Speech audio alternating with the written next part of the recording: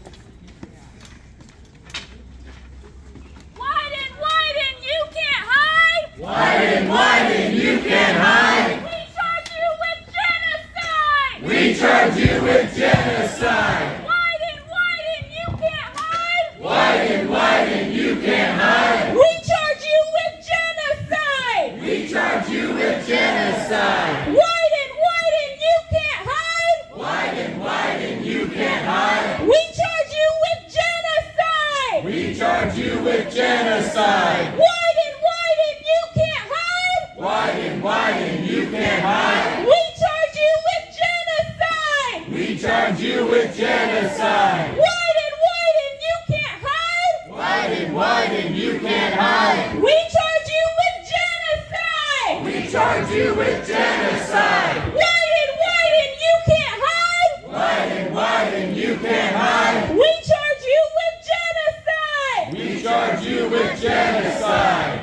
Okay, we're going to hear from a few more of our union speakers tonight. We have Alex from Healthcare Workers for Palestine.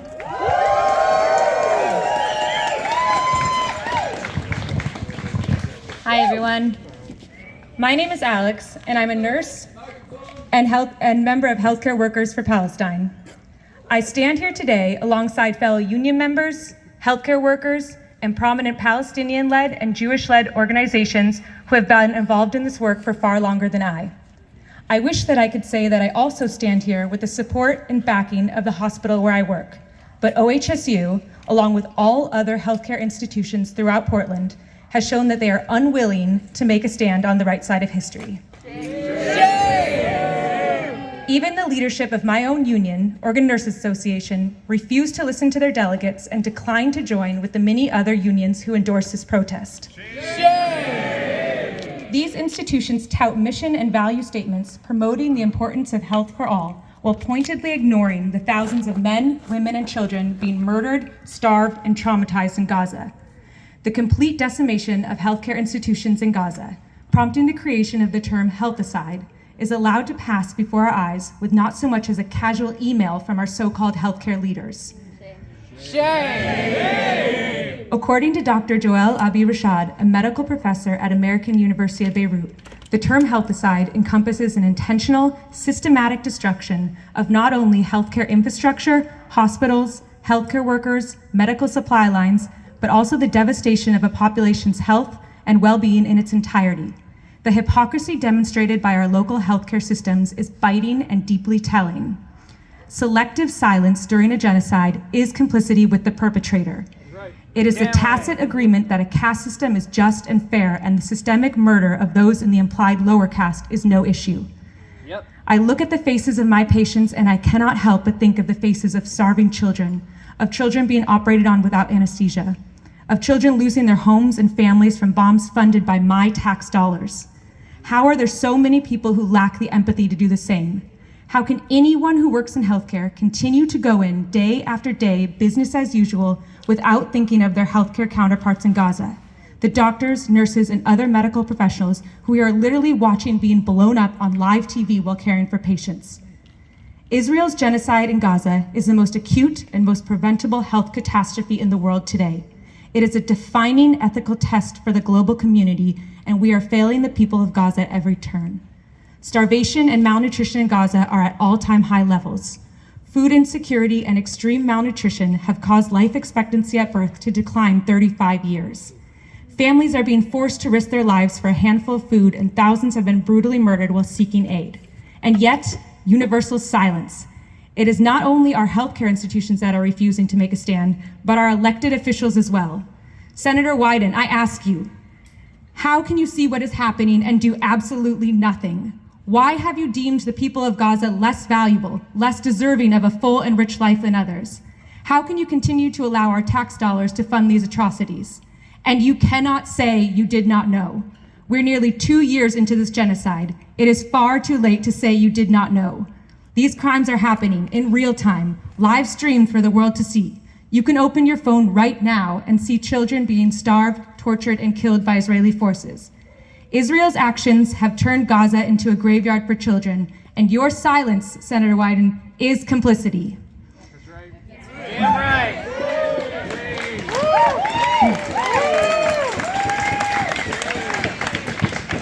We all know that there is a catastrophic public health emergency unfolding in Gaza. How many more human rights organizations, UN agencies, and genocide scholars need to confirm this for our healthcare institutions and elected officials to make a stand? To quote journalist Omar El-Akkad, one day everyone will have been against this. OHSU, Providence, and legacy leadership, will you send emails in 10 years fabricating your stance on this genocide with a performative day of remembrance? Or will you do something, anything now, to support the people of Palestine when they need us most? After 2 years, I know better than to expect much from these health systems. But I believe that if we, as labor, stand together in solidarity and say no, no more bombs, no more starvation, no more occupation, maybe we can accomplish what those in power are too spineless to do. There are far more workers than CEOs, and they must never forget that we are the reason their machines run. We have the power to make our voices heard. Let us continue to stand up and speak out. End the occupation, end the starvation, free Palestine! Free Palestine!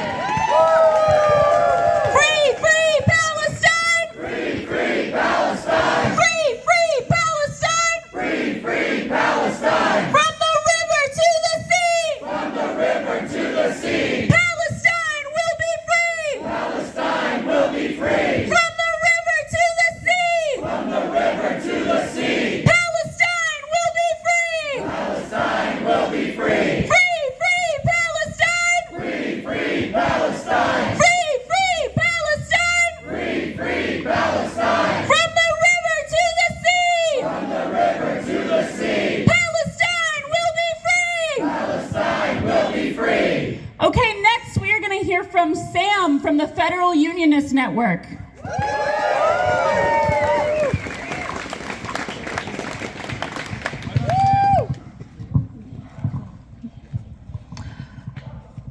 It was in 1967 when MLK said, "A nation that continues year after year to spend more money on military defense than on programs of social uplift is approaching a spiritual death." And I think today we can all feel the spiritual death around us. Yeah.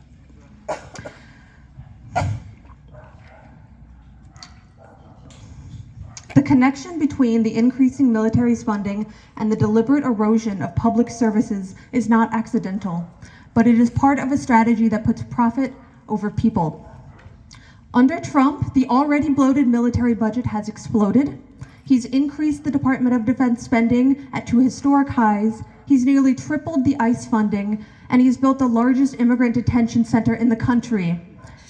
Shame! Meanwhile, military aid to Israel has continued uninterrupted, funding a genocide that our tax dollars is carrying out. Shame. While billions of dollars flow into the defense contractors and oversee military operations, here we are facing crumbling infrastructure, underfunded schools, unaffordable health care, and rising houselessness. Shame. And these problems are not just a coincidence. They are the direct result of spending choices made at the highest levels of government. Shame. And in order to justify that spending, Trump needs us to believe that we are at war. That is why we hear the racist, violent, and false rhetoric about crime rates that have only ever really fallen. They need us to be afraid of immigrants, of crime, and afraid of each other. They cut public services and try to convince us that life is a zero-sum game, where someone has something that we do not have. In order to try to convince us that militarism is security, and that we will ignore and even cheer on acts of state violence. This is also why he relentlessly attacks organized labor. Because we know this is bullshit. That we have more in common with every Palestinian than anyone in the White House. And that's why he attacks organized labor, because it is the biggest obstacle to the authoritarian and billionaire agenda. His attacks on federal employees is a very strategic choice. Federal employees are unionized at higher rates than private sector. Cutting our jobs isn't just taking away services from the working class, but it's also union busting. In fact, they even offered $10,000 bonuses to former federal employees who were illegally fired to go and work for ICE. Imagine what we could do with just a fraction of the Pentagon's budget. We could build clinics, we could raise teachers' salaries, we could repair bridges and fund universal childcare, and we could invest in clean energy.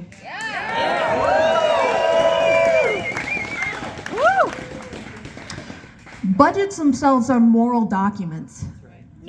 They reflect not only what we can afford, but what we value. And it's time that we demand a budget and a future that reflects our values.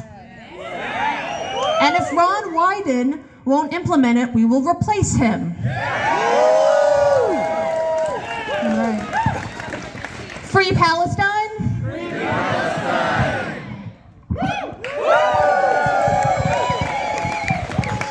Stop the weapons, stop the cargo! Stop the weapons, stop the cargo! We demand an arms embargo! We demand an arms embargo! Stop the weapons, stop the cargo! Stop the weapons, stop the cargo! We demand an arms embargo! We demand an arms embargo! Stop the weapons, stop the cargo! Stop the weapons, stop the cargo! We demand an arms embargo! We demand an arms embargo! Okay, next we are going to hear from Erica Thomas from PSUFA. Hi everybody, thanks for coming out tonight. My name is Erica Thomas. I'm the co-chair of the Portland DSA Labor Working Group, and I'm also a member of two academic workers unions. One is at PSU, Portland State University, where I'm the co-chair and comms chair of PSUFA, which is the adjunct faculty union at Portland State. You may not know what an adjunct is if you don't work in higher education. So let me just, before I go into sort of tying this together, I'm gonna give you a little bit of a microcosm, and it's going somewhere, I swear. Adjuncts are temp workers. We're hired term to term, we work less than half time, we make a maximum at PSU of around $30,000 a year, though very few adjuncts are offered the maximum classes, so most make less. We make up about 50% of the PSU instructional faculty. We teach 36% of student credit hours, and were often hired at the last minute, lose classes without warning, or any say in the curricular impact. Most of us are not allowed to attend departmental meetings where major decisions are made about curriculum. We're fighting hard against this now in my labor union and many labor unions in higher education across the country to stop the adjunctification, is what we call it, of higher education. But there are loopholes at PSU that allow management to use common scenarios like quote-unquote dips in enrollment to cancel classes, which effectively result in the ability for management to fire an adjunct at will at any moment. Boo. Boo. So PSU is a public institution, and we serve a working class student body. This is where working class Oregonians and also people from out of state and out of the country go to college. Those students deserve an education in which the educators who are teaching them have their speech protected. The neoliberal university funding deprioritizes humanities, classes that teach histories, develop critical thinking, present confrontational subject matter, and it represses speech on the left in favor of course content that benefits the capitalist class by training these students to become obedient workers. In this environment, the university talks about and encourages students to see themselves as quote-unquote customers, which in turn has an extremely negative impact on shaping the university's programs and priorities academically and also outside of extracurricular activities. This is how campus speech is crushed. An effect of all of this precarity in our working conditions and alienation is that most of us don't know our coworkers, and this makes it incredibly difficult to organize on campus as well. So management knows this and benefits from this, and like I said, it makes us very easy to get rid of. This power that workers have to organize not just about working conditions at our jobs, but to organize along political lines with our coworkers, to leverage that power at our jobs to speak out about Palestine or any other political issue that we wish to, particularly as educators who are responsible for teaching histories to those students. That is a mandatory quality of a public education. And this power is why I became a labor organizer, because I see that power, that is my theory of change. That is how I see us doing this. This is the pathway to getting the demands that we want met. So the working conditions that I described, which make us incredibly vulnerable when we organize protests and teach our students, it makes us vulnerable speaking out about Palestine and defending student rights to speak out and organize campus actions. The whims of an unsupportive manager, or even a coworker who is a Zionist, for example. Students can complain about things that are taught in the classroom when they're seen as customers, and those complaints can reach conservative faculty members or an unsupportive supervisor. In spite of all of this, we have managed at PSU, at Portland State University's Faculty Association for Adjuncts, which is my union, we've managed to persevere and organize across student and worker groups to form a strong and unified stance. In the fall of 2023, PSUFA, my union, was the first campus union to send a message to members in support of Palestine. And as a result, a small group of loud but very threatening Zionists reported us to managers and threatened to report my co-chair to the police. Yes. Yes. At that time, PSU's full-time faculty colleagues who were part of AAUP were not supportive. They were not supportive at best, and at times actively worked against our organizing efforts on campus in support of Palestine, specifically. And then in spring of 2024, you might all remember that PSU, OSU, and U of O students, like students all across the country, risked their student statuses. They risked arrest, they risked losing their jobs, their future careers, their visas, and deportation in order to organize and participate in occupations that were a major turning point in public opinion in the United States about Palestine.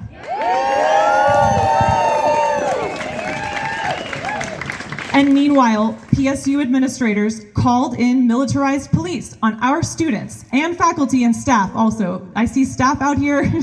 There was a unified stance among us who were organizing, and all of us supported those students. But they called the police, and they suspended students, and they fined students for activities that happened on campus, upwards of $5,000 in one case. Yay! At PSU, those of us who are on the right side of history continue to organize, both inside of our unions, to push them left, and with Faculty and Students for Justice in Palestine, of which I am also a member of the PSU chapter. We organized with students who were part of anti-imperialist student groups. We organized events, teach-ins, and rallies and protests on campus. And I am very proud to say that as of summer 2025, all campus unions unanimously endorsed this rally that you are at right now.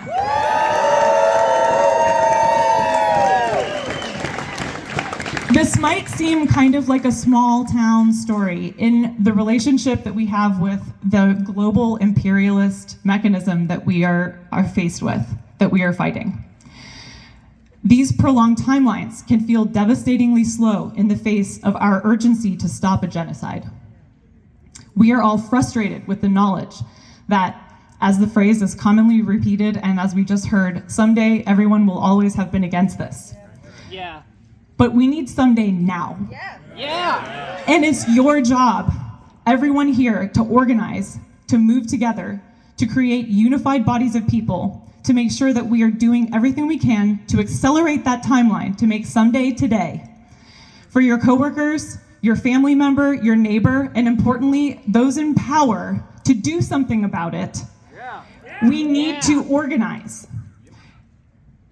You and me need to make it an untenable position to fund this genocide. It needs to be unacceptable, and we need to replace anybody who is unwilling to stand against it. This needs to become unelectable, whether you are in government or in union leadership. So I want you to say it together with me. When we organize, we win. When we organize, we win. When we organize, we win. When we organize, we win. Solidarity forever. I don't know if you noticed while we were walking over here, but Ron Wyden's neighbors came out of their houses to support us. We've got his neighbors over there waving Palestinian flags. We had someone, at least one person, come out of their house and take a sign and join the march and is here right now. We know the polling shows the majority of Americans across party lines say that Israel is committing genocide in Gaza. The majority of Americans across party lines say that we need an arms embargo now. And Ron Wyden can either get the message or get out of the way. So just a few announcements. Sorry. There's a sister city petition to end our sister city relationship with Israel.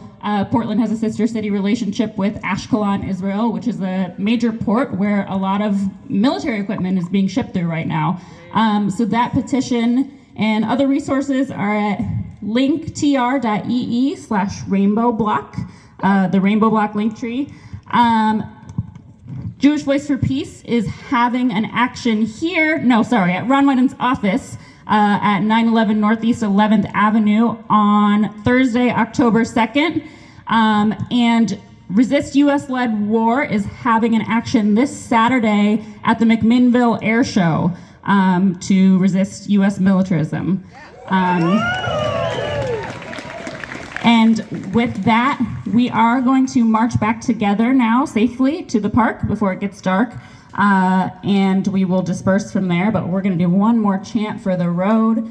Wyden, Wyden, you can't hide! Wyden, Wyden, you can't hide! We charge you with genocide! We charge you with genocide! Wyden, Wyden, you can't hide! Wyden, Wyden, you can't hide! We charge you with genocide! We charge you with genocide! All right, the loudest you've ever done it now. Wyden, Wyden, you can't hide! Wyden, you can't hide. We charge you with genocide! We charge you with genocide. Wyden, you can't hide! Wyden, you can't hide. We charge you with genocide! We charge you with genocide. Okay, we are gonna march back to the park now.